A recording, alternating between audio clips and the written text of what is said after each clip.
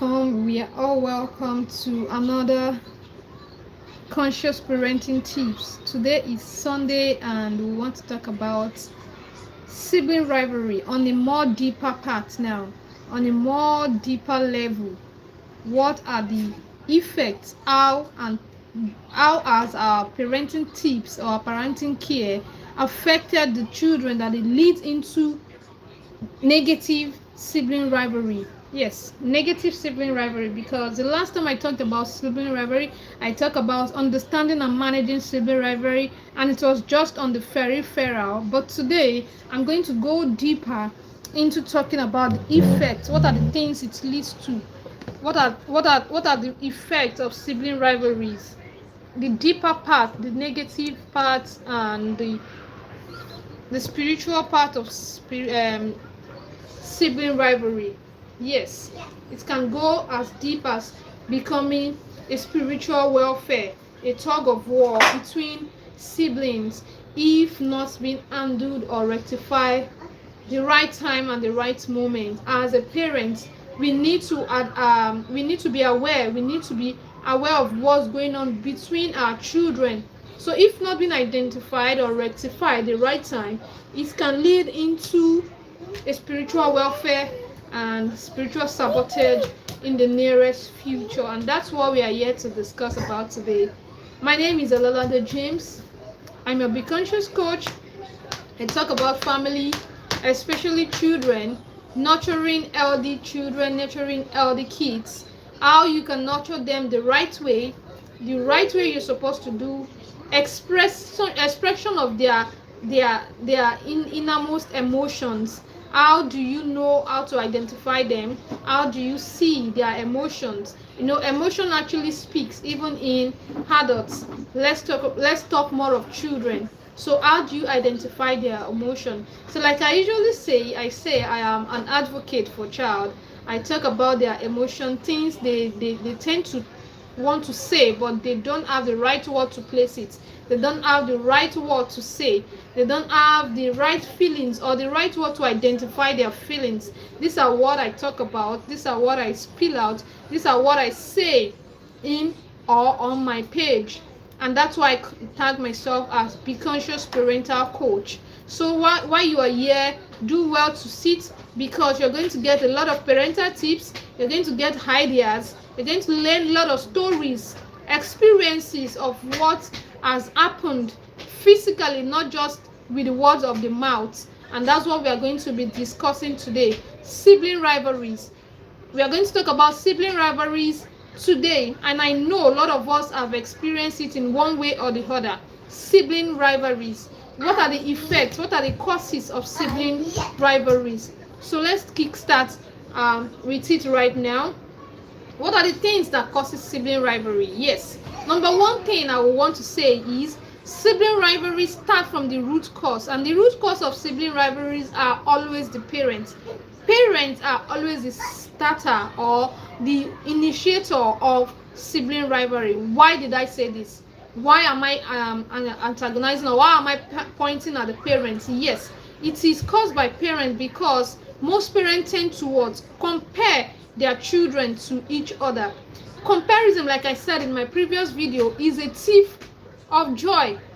It's not something good. The moment you start comparing a child to the other child, you tend to see the resentment and the bitterness, or the kind of feeling of less self of worth, or worth of self. They tend to below their own standard. They have this inferiority complex and low self-esteem for self.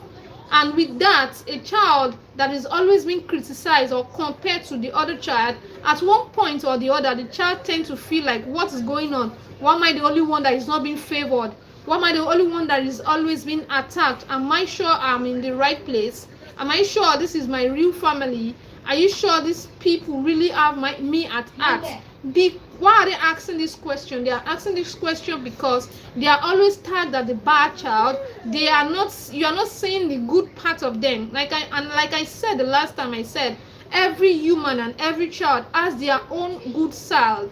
They have their own good side, even if they have one shortcoming or dysfunctionality in their behavior or in their character. There is always one good side of such individuals. So especially now the children, all children have their own unique strength and their own unique character.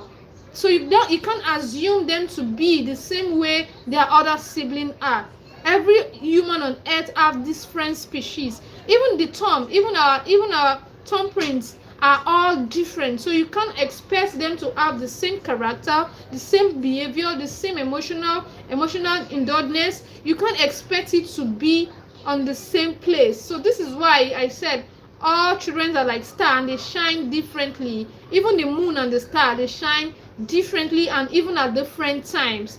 So this is a call to parents to avoid criticizing a particular child or concessively, because the moment you keep criticizing a particular child concessively, you are digging and cooking the soup of sibling rivalry, because that child can now like see his or herself as very low, having low self-esteem, having less self of sense of worth for his or herself. The person will no longer feel the right way he or she is supposed to feel for his or herself, and you see them trying to like follow suit with their other sibling, trying to monitor their other siblings and trying to act. Imposter syndrome, that's where imposter syndrome comes in. Then they try to act like the other sibling that you are always comparing them into, and they are no longer going to act like themselves. Then there is no how they continue acting in the other siblings character that they won't get fed up one day or the other. They tend to get fed up and like, I'm tired of pretending, because of course that's pretense. They tend to keep pretending, but the moment they want to wake up from their pretense that they are no longer pretending, then you see that they are going to go back to their self's behavior. And the moment they go back to their self behavior, they tend to have resentment and bitterness for the other siblings, and this is caused by your own comparison. Every child has his own unique strengths, unique ability, unique visions. Sometimes, especially the African parent, they tend to compare children a lot. They compare children and say things like, why can't you be like your elder brother? Can't you see you took first position in the last section, you took second position in the last class, you even won the award, so award, and the also so award. Then you see that child feeling less of herself, and you see that child feeling regretful or feeling bitter inside their own innermost emotions. And at the end of the day, if it keeps going up like that, those siblings can tend to be a little bit, and they can tend to be enemies, because you're not building them with unity and bond. Yes, even the children that you use in comparing the other tend to like look down on the one that is always being compared.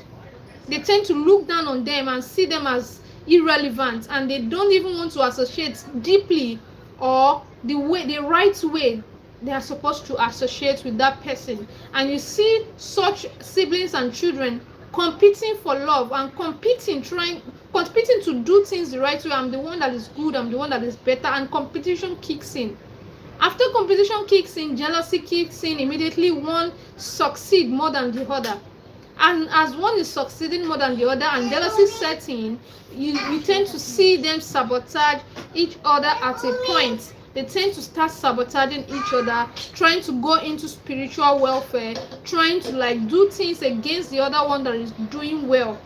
It happens, yes, except we don't want to talk about it, except it's not going to be mentioned. Yes, comparison is a thief of joy. It's a thief of unity. It's a thief of emotions. It's a thief of oneness, because family and siblings are supposed to come together, do things the right way, do things in unity. Even if there is a child that has a little bit dysfunctionality, you are going to grow them together, build them together in growth and in good bonding, such that the child is not feel neglected. So family or sibling rivalry is mostly caused by parents. It is caused by parents, and parents need to identify this, or let me say prospective parents that are upcoming parents that you want to be a parent and you are going to be a parent very soon, or even in the later time. You need to identify things that has been done while you are a child. You need to be conscious of what has gone wrong while you are being groomed or trained or being nurtured. You need to identify these things and see it and tag it and make sure you identify it, that you are not going to repeat it on your own children. And this is where healing comes from. Yes, when family dysfunctionality or sibling rivalry occurs, it's not just the destiny of that family. It is not just the overall end for that family. It can be rectified. It can be reorganized, no matter what happens. And how do we reorganize this? We can reorganize this by having that self of self that you have actually done wrong as a parent. You have actually did what is not supposed to be done. You have actually compared these children to each other for too long. So you tend to what? Apologize with honesty and with great regard, no matter the age of such child, no matter the level of such child. You tend to what? Apologize deeply and what? Be self-conscious of yourself. Like, I have done this wrong and I must not repeat it again. So you now tend to what? Be conscious of your parenting skills. You're conscious of what you do. Be conscious of your emotions. Tend to what? Build activities that groom your children together, that bond your children together. Ask them to read together. Ask them to explain things to each other. Like, okay, child A, explain what you know to this child B. Why child B explain to child A, such that they share memories, they share understanding, they share unity in one accord. You tend to see children why children that grew up together at the long run, why in the nearest future or later life, one is successful, the other is not successful, and the one that is successful is not assisting or supporting the one that is not successful. What happened? Where are you as a parent? What have you gone wrong? What have you done wrong as a parent while they were growing up? If they really grow up in good love, they really grow up in not competitive mood, they are supposed to carry each other along. They are not supposed to see the other person as a failure. They are not supposed to see the other person as over successful and trying to sabotage such person. They are all supposed to grow up together or to help each other. They're supposed to assist and lift each other up, such that the growth will continue in that lineage. The growth will continue in that family. This is what I usually say. Be conscious of your parenting skills. It can mar or make that family or that sibling or those children. It can mar or make them. I've seen a particular person, like of a story of a person that was actually the family. Let's say a family of 5 now. The elder siblings are a little bit, let's say, middle class or lower class financially, while the other one that are in the second or the third range are a little bit in the average or even higher class financially, but they could not even support each other. I'm not saying you're going to pack all your wealth to the other person, but at least support. How do you support each other? Give advices, give opportunities that are open in your places of work. You tell the other person, you help them get that opportunity, you help them grow to that place, you help them, or in fact, if it's worth dragging, you drag them and you support them till they are able to get to that level. But instead of this family to support each other, they tend to go backward to places where these people even want to ask for assistance in their office. They went backward to tell the boss not to employ their elder sister. Not to employ their elder sister, that no, they don't want her to be here, they don't want her to work in this place. Before that could have gone or happened, there is something that has gone wrong in the family setting. There is something that has gone wrong in the upbringing of those children, and you see them trying to, the first one is trying to drag the second one down. And this happens only when there is competitive mood in the family, when children tend to compete to get love, when children tend to compete to get your attention. Before you know it, you see parents saying things like, this boy, this Sheyi is always the good child, she always watched this, she always did that, she always made sure he did all his assignment, and even though they have chores. And the one that is not Sheyi, which is, let's say, Shayo Shayo will now look at what Sheyi does yesterday that is you appreciated. Then she will quickly want to go there and what and start doing that same thing. You tend to like see it like you are trying to inspire them. Indirectly you are inspiring them, but to some extent you are breeding the emotions of competition. They will want to compete with each other into adulthood. Once they see this person is doing this, and they will quickly run there and want to do such, even if that's not their way, because competition is emotional. It's inside their emotion, inside their psyche. It's already groomed there. Hypervigilancy is groomed there. You make them know that before that you can love them, before you can see them, before you can hear them, they need to prove themselves. Children are not supposed to prove themselves before they feel love. Love is supposed to be given freely and elderly. It's not supposed to be a thing of to fight for. It's not supposed to be a thing to fight for. The moment children tend to fight for love or tend to what? Yearn for love, crave for your love, there is something going on in their psychics and in their emotions. So these children tend to like drag each other down. Okay, now one wants to get an employment in a place where the other child, a person is already there. Your own sibling is already working there, and the other wants to apply there and get an opportunity. Before you know it, that person that was working in that company as already there as a sibling went behind to tell the boss not to employ our own sibling for a certain reason best known to her. It has been wrong from onset. Something went wrong from onset. Instead of such person to support and help that person to push their file to the next stop such that they will be employed, he went backward to destroy it and say they should not employ this person. So these are things, it can go as deep as sabotaging each other's success, sabotaging each other spiritually, because sometimes parents tend to see grooming a child or grooming a whole individual as they take it with levity, they take it with lightness, they take it with not too serious, but it's a very crucial and important thing to handle. Grooming a child is not easy. It's not something you take with levity. You take it with importance. You take grooming children with importance, and you take it with as if it's a full-time job. And that's why I call it conscious parenting. You have to be conscious of your parenting skills. You have to be conscious of the activities you do. You need to groom them with unity. Once the bond of unity is broken, you see them split. And there is nothing you can do. Mommy. Yes. Okay. I can't Go and get food. So you see them growing. You see them spilling out. They don't even love themselves deeply like they are supposed to love themselves, because you as a parent, you're not loving them equally and evenly. And before you know it, children or siblings can't even give themselves the preferred mood of activities they're supposed to give themselves. What is it? I'm hungry. Toby, take him out, please. Go to the park. I'll give him phone. So siblings, children has to be.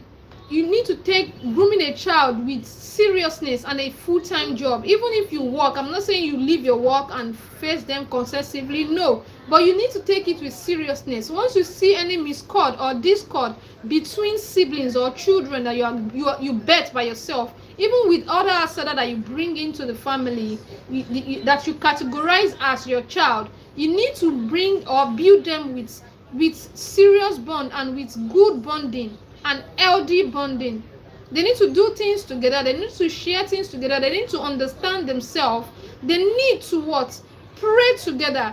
They need to have the goodness of each other at heart.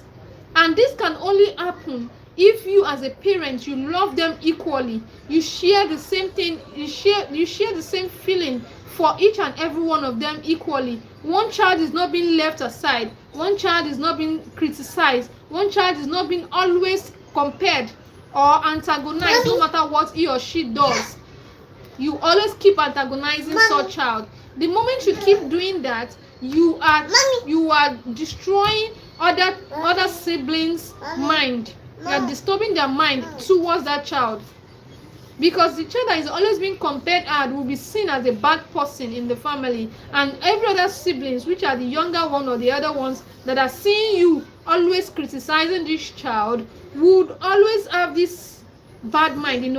They have this feelings of emotion. It might not be consciously, but unconsciously they tend to have this negative part or negative feeling for the person that is always being compared or criticized. So as a parent, you need to identify, you need to be conscious of your parenting skills. No matter what your children does, no matter their deficiency, no matter their misbehavior, you need to always make sure that they are in one accord. You need to groom them together. Don't give a favoritism to one child over the other child. Carry them and let them see they are all worthy of your love. Let them see that they are all worthy of your love. They are all in the same way. They are all being handled and being treated with dignity, the same way every other person is being treated. This is a call out to all parents, because sibling rivalry, it might not be discussed outside. In fact, they might not spill it out because they don't want to see themselves as the bad child or the bad egg. But why you think deep down inside your mind, you might have that feeling that there is no cooperation in this family, there is no unity or bondness in this family. At one point or the other, you would have felt it, because of course every family has their own dysfunctionality. And this is a call out to parent and a prospective parent, that you need to be conscious of your parenting skills, such that your children will grow in one accord. They will not learn or bond with competition. They will not learn or bond with jealousy. They tend to grow with oneness and unity, carrying each other along. This person is not good enough, and this can only be done with your own ability. First of all, what are the things you're going to do as a parent? You need to heal from your own inner self. You need to heal from your own childhood experiences. And that's why I said, as a parent or prospective parent, look inward and look at the things that the parent has done to you, or your parent or a grown-up or a guidance has done to you while growing up, that you felt so sad about, that is not really too good to be done. Once you look inward and you've identified it, tend not to transfer it. Tend to look at how you are going to minimize it and even eradicate it, such that you don't transfer it to your children. And this is called consciousness. Being conscious. You're conscious of your parenting skill. You're conscious of your emotions. You're conscious of things that were done wrong, and you are now keeping at the back of your mind that you're not going to transfer it. This is what we call be conscious coaching, or be conscious tips. And after having the consciousness of the awareness of what went wrong, then you need to sit and forgive yourself, heal inside you. You have to heal. So once you heal and you are able to heal and identify it and let it go. You let it go. You don't let it stay within your mind. Once you are able to let it go and you are able to face it, you are not just there reminiscing on it like, this person, I'm still not forgiving this person. You forgive the person, you forgive yourself, you let it go. In fact, you talk about it. Yes, one way of healing, one fastest way of healing from any situation mostly is when you talk about it. When you talk about it openly, when you share it with therapist or counselor, or when you talk about it with friends and they tend to give you some little advice, and you frequently talk about it every time, before you know it, it no longer hurts you. It no longer pains you as deep as it has always been. So that is where your healing starts from. So once you are able to heal, you will be able to know what you're supposed to do to your own children, how to groom them in togetherness to avoid sibling rivalry. Sibling rivalry has not even started. People are not even saying anything about it yet. They are not speaking or spilling it out yet. As much as the social media era now, that everything is going viral recently, or this era, sibling rivalry are as topics that are supposed to be discussed. You see them come to the farm, to social media, they keep fighting, doing all sorts on social media, but they are not mentioning this cogent topic, which is sibling rivalry. What are the root cause, which I have analyzed? I said parents are mostly the root cause. It might be consciously and it might be unconsciously. That is why we're calling up parents to be conscious of their parenting skill. Right now, you need to be conscious of what you're doing. You need to be conscious of the tips you are using or the skills you are using to train your children, such that when they grow up, they will be in one accord. They see themselves in unity. They even carry themselves along. I've seen a friend of mine. I think they are like 5, all girls, just one boy in between them. And this family, oh my God, I usually like them anytime I see them together. I think 1 or 2 out of the 5. I think only 2 is very successful out of the 5. Very, very successful. And you would not even notice that the other 3 are not that rich as they are, because they carry themselves along. They tend to carry themselves along. If one of them is celebrating, or one of them is a caterer, the eldest is a caterer, and if she's doing any event, maybe a particular big event, as a caterer, I know events are always very big for them. They want to go to the hall, to design the hall, make cake, cook for all the cook for the event and the rest. The other siblings are the people she's going to carry she's going to employ. Like these other 4 siblings will be the one that will act before they even employ every other person outside. She tends to call her other siblings and the rest. They come. Once they come, they will do the cooking together. They do the designing of the all together. They do everything from beginning to the end together. Now you might want to ask, how will they sort out their own businesses? Yes, these are questions I also ask myself sometimes, like, how do you do this? Because you're also working.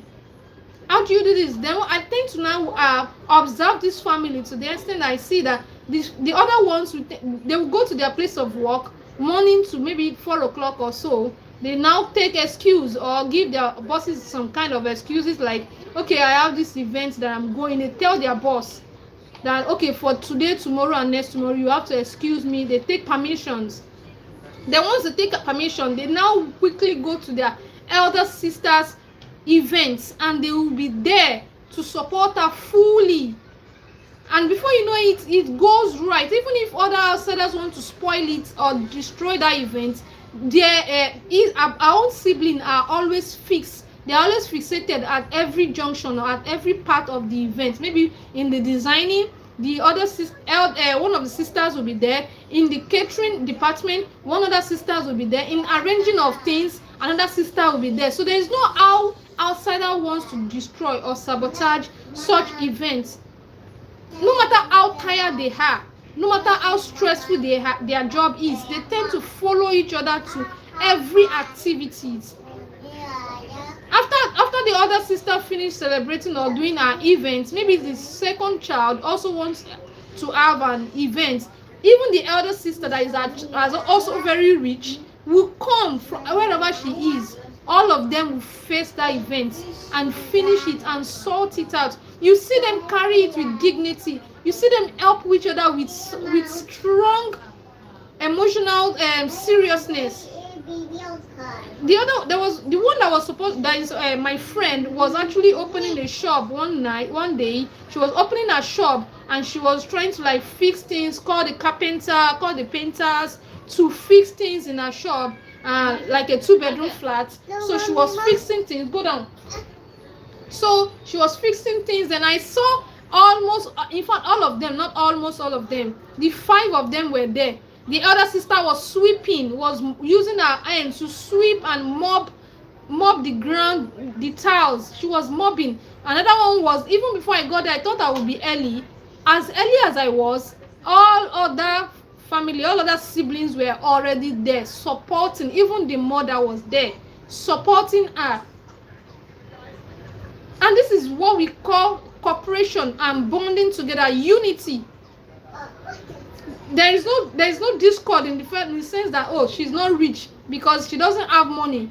She doesn't have money. Maybe they were contributing something, she was not able to contribute.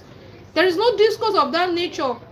Of course, it happens sometimes. They will ask them to contribute money, and I said earlier, 2 of them are very rich. the 3 are not even on the average, they are a little bit lower. So if they ask them to contribute something, the 3 other might not be able to contribute, but you see these 2, they are going to cover these 3 up. They'll cover every one of them up. They will make sure everything is not even seen. Even if when the mother wants to like antagonize and say, why are you not bringing your own part of the share, the part of the money and the rest, the other 2 will be the one that, have I not given you enough? They will be the ones saying it, that have I not sorted it out? Why are you still saying it to her face? Do you understand? So but I see it like it has actually been breeded from upbringing. It is something that has been inculcated in them from upbringing, and they really love themselves deeply. And this deep love can only happen if a child, if you as a parent, you are not antagonizing a child from childhood. You are not facing or disorienting these children from childhood. You see some parents talk about the other child when the child is not around. You see them talk about the other child negatively. The person you are talking to, maybe the sibling you are talking to, do you expect that child to have a good heart for the child that's been talked about? Of course, you are tarnishing that child's image. You are tarnishing that child's mind towards the other sibling as well. So the more you talk bad about a child, the more other children see the negative part of that child. This is what I'm saying, that parents need to be careful with their parenting skill. Don't spill bad things about other children in front of every other children. Always make them see the good part of each other. Always make them see the goodness of each other, uniqueness of each other, the strength of each other at every point, and let them grow in unity, not in competition nor jealousy. This is what we are here to talk about today. I'm still your Be Conscious Parental Coach, and I deal with talking about children, giving advices, tips, and family lectures to nurture good and healthy children, because the world itself is always already in a mess. So we are trying to like look for a way of cleaning. How do we clean? How do we eradicate this mess, these emotional distortions? When you see where you are going on the street or somewhere in the world as a whole, you tend to step on someone and someone scream out loud, just a little step that you even say sorry, and you see them screaming out loud and shouting. Everyone has traumatic experiences. So these traumatic experiences are what we are trying to cocktail to reduce. And how can we reduce it? The reduction can only happen through the parents. Parents need to minimize competitions between children. Parents should minimize comparison. They should groom their children elderly. They should avoid grooming children with hypervigilancy or hypersensitivity, that such child will get to now get into adulthood and start nursing traumas. If you know you're traumatized as a parent, tend to seek healing. Heal from within. Forgive yourself. Forgive your inner child. Speak out loud or go for therapeutic counseling, and you will be healed, such that you don't transfer the aggression to your children. These are things we are calling the general parent or perspective parents too. What is it doing there? So these are things we're calling the perspective parents too. That we should as a parent, we should be conscious of our parenting skills. We should be conscious of what we do. We should be conscious of what we say. Children absorb. They tend to absorb from everything we do. They tend to absorb from everything we say. Speak positivity into the life of your children. Speak with great affirmation. As you speak into the life of a child, that's the way it's going to be, because you are indirectly manifesting into their life. You are manifesting. Once you say negativity to them, you are always bad, you are always good, you are always bad, you are indirectly manifesting what you want to keep seeing. The moment you keep saying those things are what you want to keep seeing.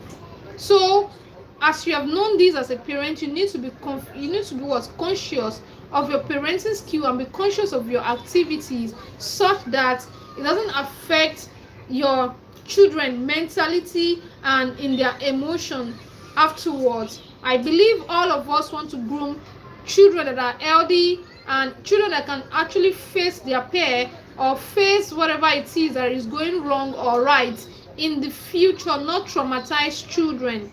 Yes, of course, we have got a lot of traumatized adults, and we would not want to transfer these traumas into these children.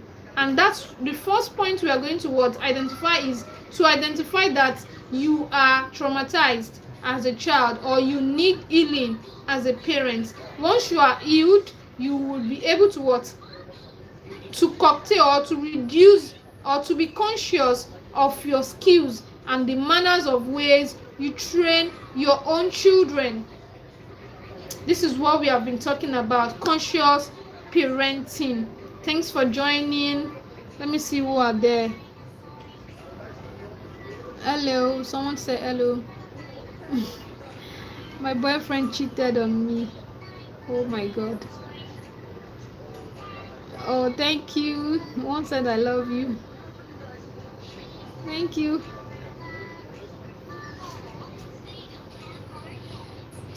Yeah. So sibling rivalry is the topic for today. Talking about sibling rivalry. Yeah, thanks for joining. Really appreciate everyone for staying by. I'm your Be Conscious Parental Coach, like I usually say. I like talking or giving advices about children and family as a whole. And that's what I've just done today. I've talked about sibling rivalry, how it can be eradicated, how we can stop it, because we need to stop it, because the world needs to heal. The world needs to heal. Family needs to heal, and the healing can start with your parenting skills. The healing can start with you healing your family or healing yourself first, then heal your family, then the whole world will indirectly be healing gradually. So with that, we'll call it a day today, and we'll see each other some other time next Sunday for another great topic. Thank you for staying by with me. Love you. Bye. Bye bye.